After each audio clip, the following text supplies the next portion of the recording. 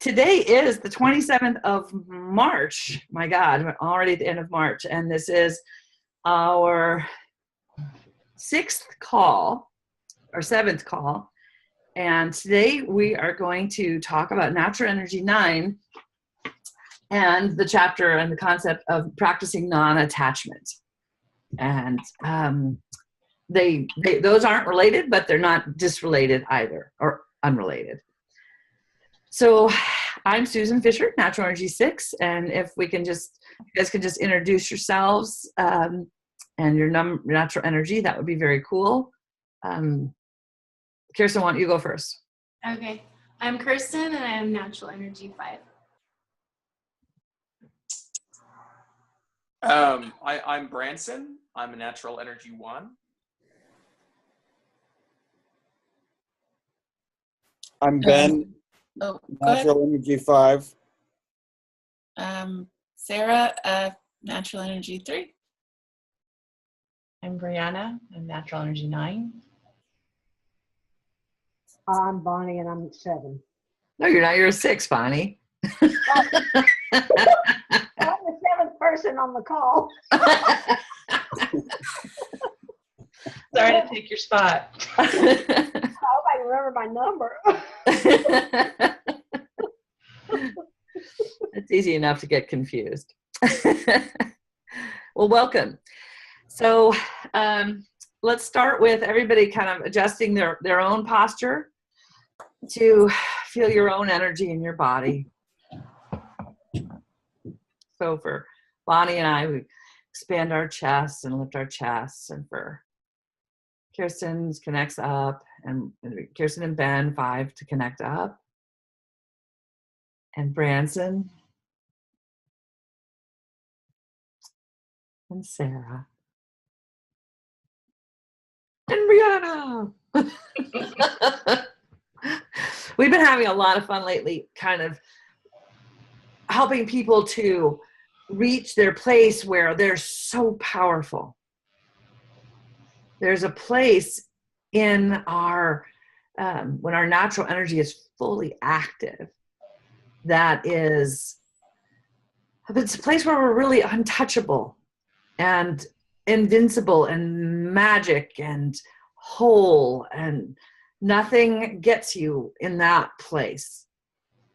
And it's in every person, no matter how hard your life has been and how much you've suffered or the things you've dealt with, there is this place in you that is whole. And your natural energy gets you, your expansion using your body can connect you back to this whole and magical place. So we've been working with the different energies, and we got this insight in Helena from a Natural Energy 9, because we've been talking about how Natural Energy 9 lives in the world without force. And then we thought about every single 9 we know and the power that they have. And that just didn't work to describe it that way. So we started to look at 9 from a really different perspective. And we started to shift the language to be more about how do you use enough power, just exactly the right amount of power. What's that, Brianna? It's about balance. Balance, to bring things back into balance. Right. And so this has been resonating for all of the energies, that there's this powerful place that is not forceful. So there's a difference between power and force. And we're starting to understand, what does that mean? And what we've been working on in our workshops has been, how do you get to your most powerful physical presence so that you know how to bring your power into community in a way that's in alignment with what's going on in that community and does the job that your energy is meant to do. So Brianna, tell me how this lands for you. Tell me more about your perspective on 9 and how 9 shows up in the world.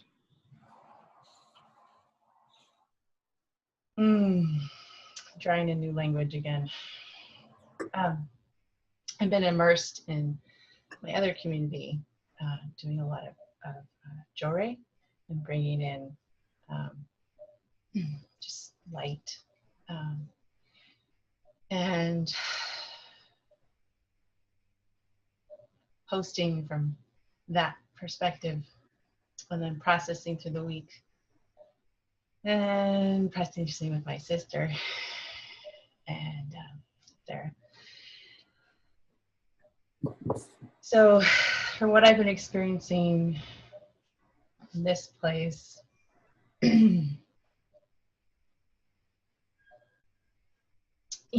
it's interesting in terms of the body, because there's a lot of ways that I experience my energy where I don't necessarily take this form specifically. I mean, I don't walk around the world like this. It's a little awkward. But you still like take everything in, and you're still giving. And then there is always this and all of the input and the output, trying to find that place of perfect harmony, so that everyone's needs,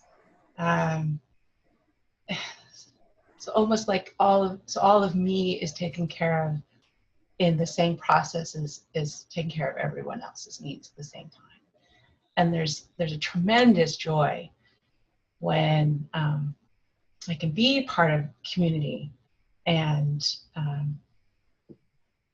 hear all of, I just feel and sense and hear the needs, the energy, and especially when I'm in the opportunity where I can create a structure that then meets those needs and brings all, just everything together, so that each experience builds on the last experience, and ultimately there's just incredible joy of togetherness, of doing it together, and of doing it, just myself, but also there's that symbiotic wholeness of just not just being whole in myself, but being whole within a community. That to me is the sweetest place. So if you feel like you're not being included and held equally and treated fairly in the community, that's just as bad as if anybody else is. I don't know how to not be included if it's my community. If I'm not included, it's not my community. I can't be in that. That's not possible. Well, that's actually important. Yeah. Because yeah. I don't think other people understand that about 9. Yeah, I just, that's just not me. Currently, there's a lot of things that are happening in the world right now that are just happening in the world right now. and I've actually come to understand that I don't have to hold it all at the same moment. I can be with it, I can allow it, I can accept it, but I can't hold it all.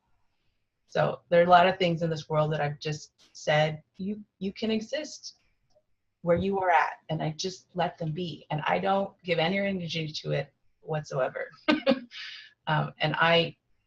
Because I have learned more effectively as I gotten older how to choose my focus so that it's towards something that by putting my energy on it, it will feed me as well. And it will take me towards the direction I'm going, and my sense of the world is included in it, and not just, otherwise it just feels like chaos. I want to go to sleep. Mm. Well, the other thing I have been learning lately is 3, 6, and 9. Okay, so we have Sarah, me, and you, and 3, 6, and 9 together, and Bonnie, who's a 6. We work with energy very specifically.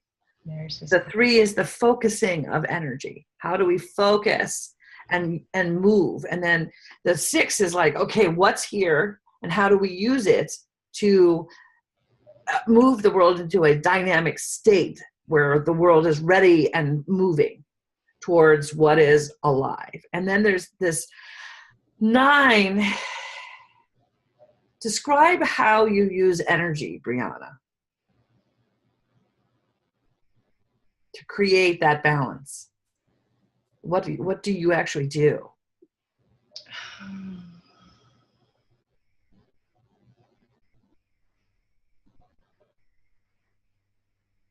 Well, there's lots of little tools I've learned for the changing parts, but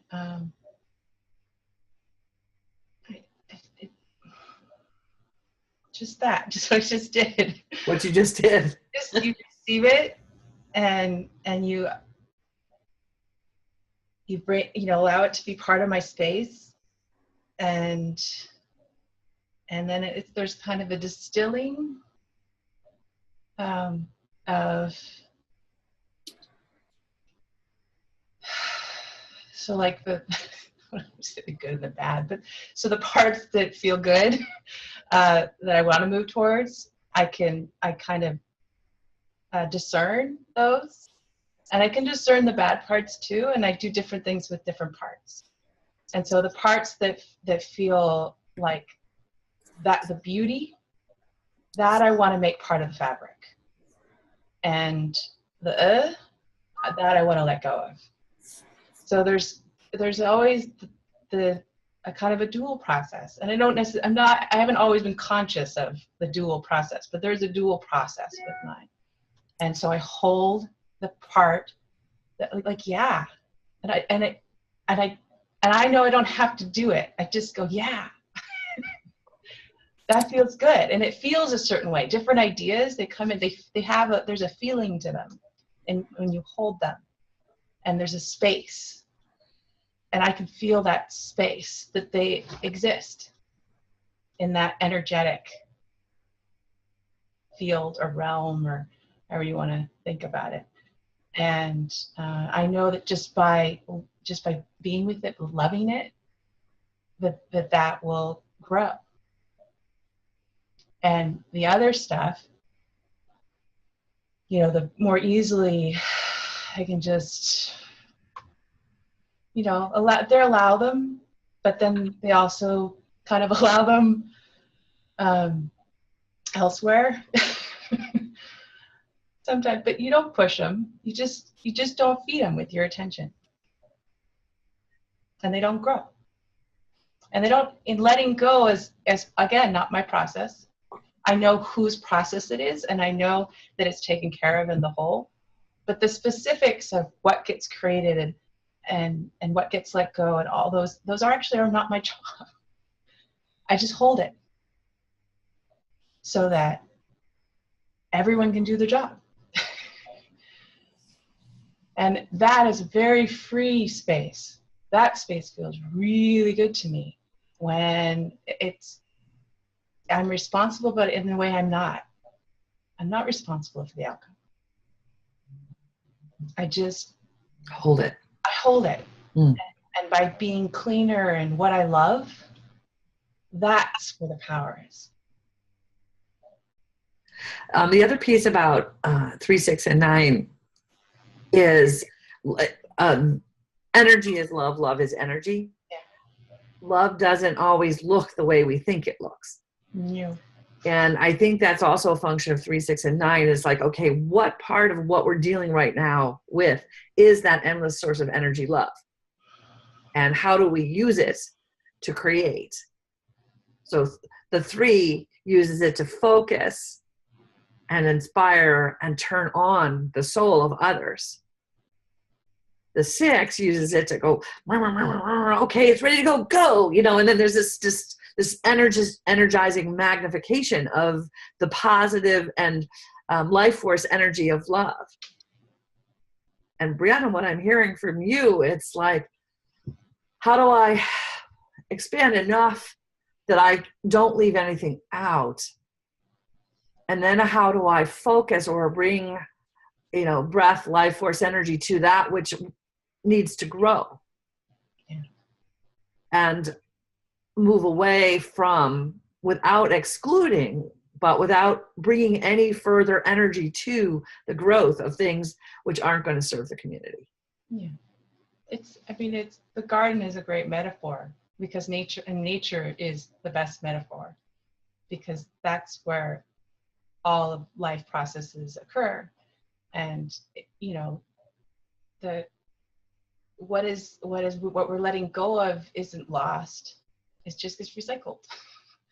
And it takes new form. And we don't judge the dead leaf. When we do, we release. I mean, we might not appreciate raking the lawn, but that's a choice to appreciate the lawn. It would be just fine on the lawn if we didn't care about the moss that would love that dead leaf, or the clover that would appreciate that dead leaf. I mean, there's all sorts of forms of life, and we're just making choices about what's in our garden, Making choices. and what grows and what we don't want to grow, but that's a choice. So is that part of 9, helping to make those choices? What we recognize is where there's pain versus love. And pain is compost that stinks. Compost is it's what stinks. It's the stinking, it's the compost that isn't actually breaking down. It's what smells. Compost smells good when it's breaking down in a healthy way. It's rich and you actually want to put your hands in it and put it back in your garden. It's you know, or it's the forest floor, the smell of pine needles breaking down, or you know, that it has a wonderful smell. Breaking down, the natural things breaking down don't stink. Pain stinks. And 9s, we feel that pain that's in the world of people's bodies. I know things about people, like if I actually get that close, if I energetically include them that intensely, I can feel, you know, I can feel the love and the hopes. I mean, that's the part I love. But I also feel the places where it's decay, or the places where it's so stuck that there isn't any breaking down at all, like the fossils. They're like dead zones where there's no energy moving, and like you want to be with someone and you get to this place where that's not going to move. Okay, I guess we'll go around it, you know, because least resistance easier. But sometimes you just want to Break up that fossil. or you know, you see the fabric that they've made, and there's when people tell you stories, we paint these wonderful pictures, and you can see the fabric and the threads, and some of the threads, you know, you could just be like, well, if we just wove that out, it'd be so beautiful. There's just this one color that's just a little out of harmony with everything else. And so there's a way of kind of weaving. So maybe it's not gone, but maybe it's not in the front of the picture.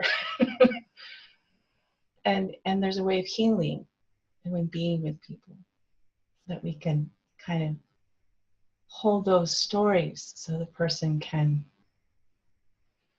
there's enough space in the fabric to kind of untangle one of the threads and get a knot out, and then it can take its actual natural shape again. There's different ways of looking at it. That one I really like, especially the people's stories. If you can untangle them just a little, so they can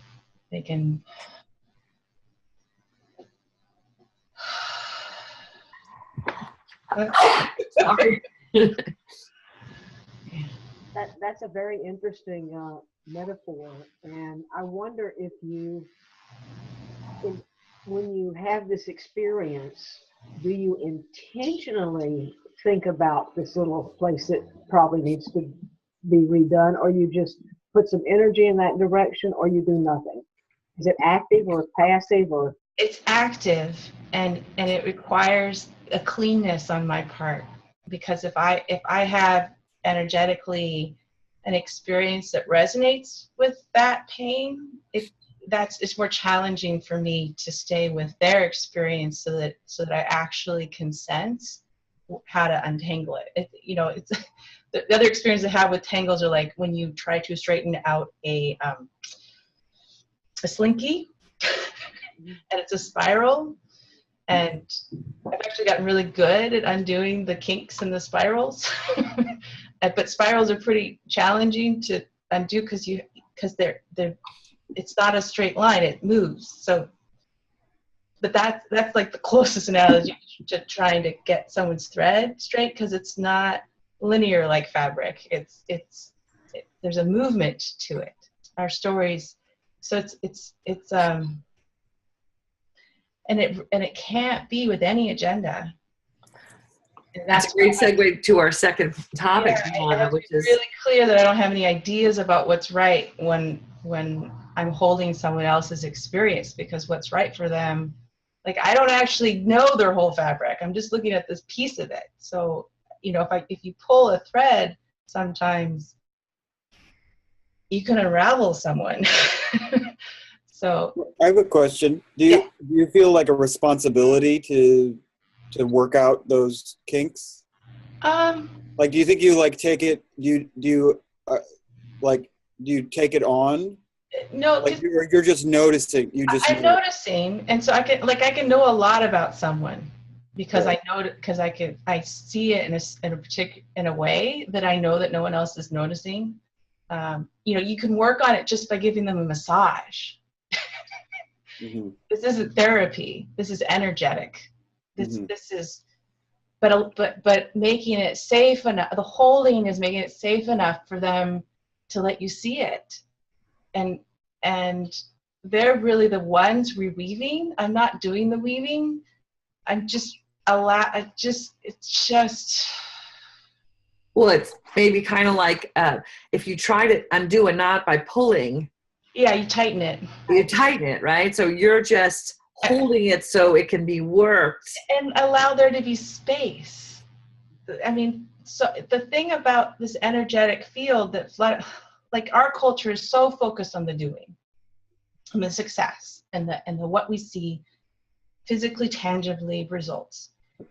And that's not what I am not in that. It took me a long time to accept. I'm not in that. I am in the space in between. There's a lot of space in between those moments, and that's what I notice. And so I've had to learn how to support that part, because what happens to people when they just get focused on the doing and the success is they're knots by the time they get there, and they don't have the space to enjoy it in themselves.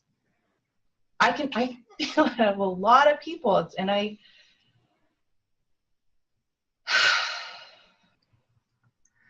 that's Brianna, process so that it can be appreciated at the end in a way that isn't just on to the next do, so that it's sorry, Sarah, manic hamster wheel. It's so delicious when we're in balance, and a lot of people, don't even know a part of what we experience, and I know that for myself as a 9, I'm trying to get in balance in the process. But my specialty is definitely those downtimes. Well, that's it's interesting because yesterday we taught a workshop, and what happens to me at the end of the workshop is I'm like, it's I hold such an intensity level to move people forward, and then at the end of that experience I'm like, what just happened? And I think that's really useful for me to understand, how do I actually take some 9 time to say, wow, what just happened? And how do I integrate what I experienced so that it becomes a part of me so that I can share again with people?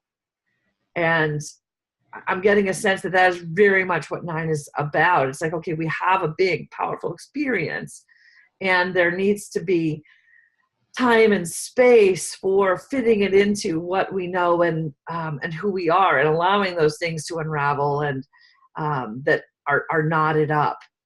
And the other piece of that, which I find interesting, is that there's a need to individuate again, and that's a really hard part. A need for 9 to individuate? Oh, for people. For people. All people, our minds, to process. Our minds want to individuate, separate it out so we can make the boxes again and make it all fit. And there's a way that, like, after people connect, that I stay connected. It's still hold. It's still held. And this is actually the piece that's hard for me.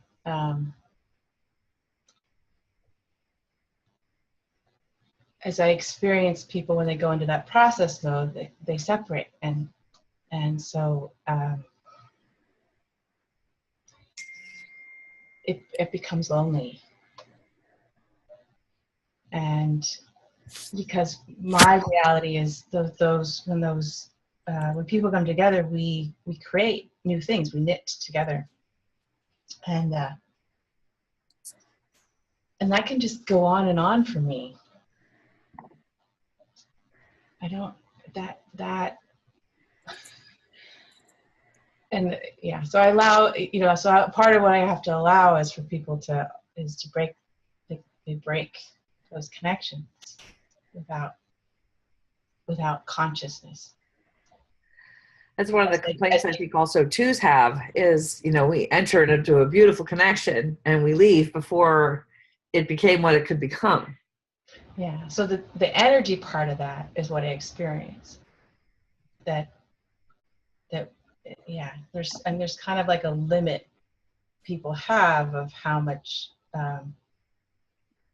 they want to do this together thing. And that's great. And then I've got my list of things I got to do, or just a place to go to integrate and be. And well, but even if they go to a place, like, they're still being held. There's no time. There's no distance or time to 9. So,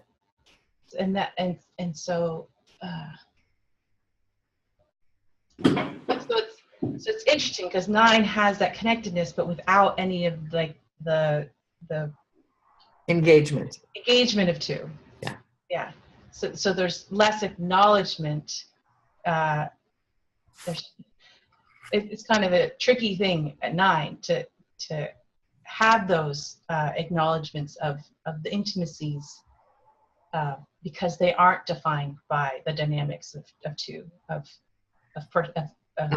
relationship. Yeah, relationship and greeting and those personal dynamics. So it's yeah. Interesting. That's really, really interesting, Brianna. Thank you. I'm getting 9 in a new way. And so the other thing is, it's like we don't really understand how what we do and who we are impacts the other 8. And that's one of the messages I'm really getting today is like, wow, it's like 9 is holding all of us and we don't even know that we're being held. And when 9 doesn't do that, it's just like everything falls apart and we're like, well, what happened? We didn't, it's like, well, what happened? We don't know what happened. Or when 6 doesn't bring that forward movement and everything gets really stagnant and nothing ever actually goes anywhere. Or if 3 doesn't focus and inspire us from our best place, we don't live in alignment with who we're here to be and how we're here to be that. And you can say the same thing about each one has this superpower that is incredibly important. And all 9 of the jobs have to be done for full synchronicity. And I don't know if it necessarily matters what order, just that at some point that energy comes in and that piece of the puzzle is handled. And that's some place for us to look in the future. It's like, well, does it matter what order we bring our energy into community? Does it matter? What you said. I just like to say I really enjoyed hearing your description, Brianna. I'm a physical therapist, and I did a lot of energy work, and I did a lot of work with the connective tissue in the body.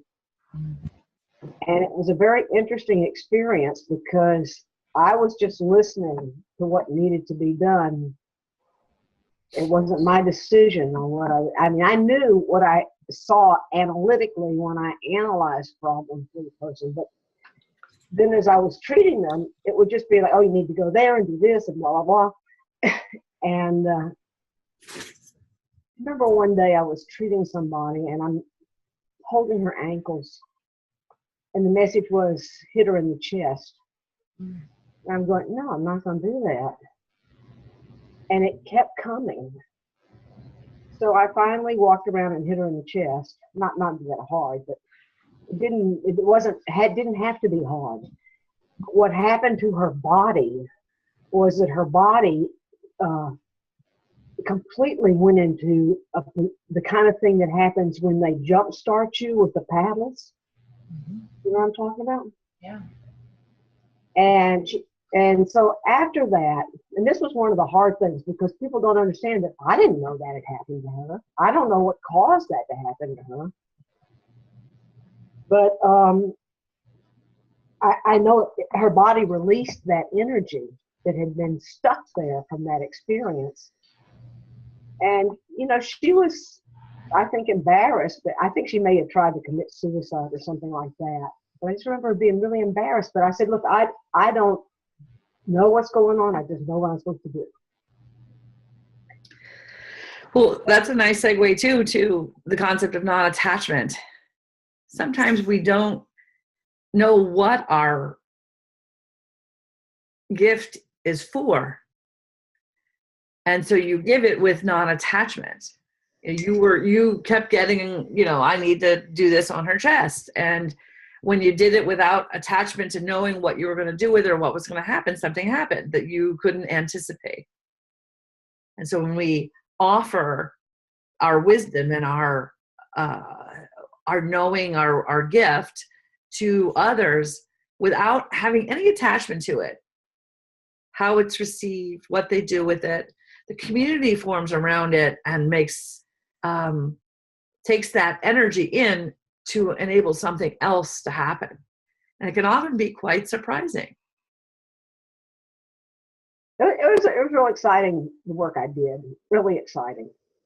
I mean, sometimes the entire room would change to another place. And that's the power of 6, the ability to completely transform and manifest. It's incredible. When 6 is in their full power and moving the energy and changing things around, you know, it is amazing what 6 can do. It was exciting. Yeah, and it's alive and it's cool. Yeah, it was really wonderful. And most of the patients loved it. Well, you know, looking for opportunities and ways to contribute that gift of who we are is really important. It's an important part of so how do we be the full, powerful being? And give that gift without any attachment to how it shows up.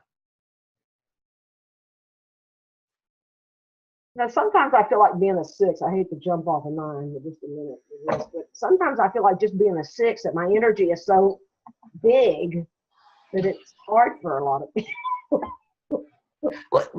Well, just notice what just happened there. So Sarah raised her hand. She's being polite.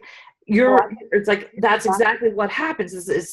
It's one of the things that happens with 6. The energy gets big, and we don't expand enough to take everybody in. So Sarah, what did you want to say? Sorry, Sarah. No apologies. No judgment. Just noticing you saying, I think what you said was, you know, how can we be sort of reach our full potential? How can we bring our superpower into the world? And I, when you said that, it occurred to me that I think there's also the question of how do we, and I'm wondering how this resonates with Brianna or Nine or anything, is how do we allow it in others? How do we sort of become more aware of what we're allowing from the people around us, and how much does that influence how much access we have to each other's energies, and so how much of it is really, I feel like upon reflection that there's only so much you can do to offer yourself if there isn't a space made. So I'm wondering if that's coming up because, like, Brianna's my sister. I've known her a very long time. I can't say that I could sum up what 9 is. So, yeah. So I'm curious if that resonates in general or related to 9. We have these different perspectives on how we should be treating each other, and it causes misunderstanding because we wouldn't treat each other the way the others treat each other because we have different things that we care about.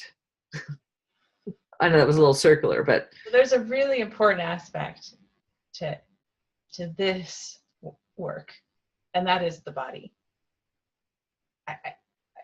I cannot bring my gift, this that we're speaking of, if I'm not in balance and harmony with my body.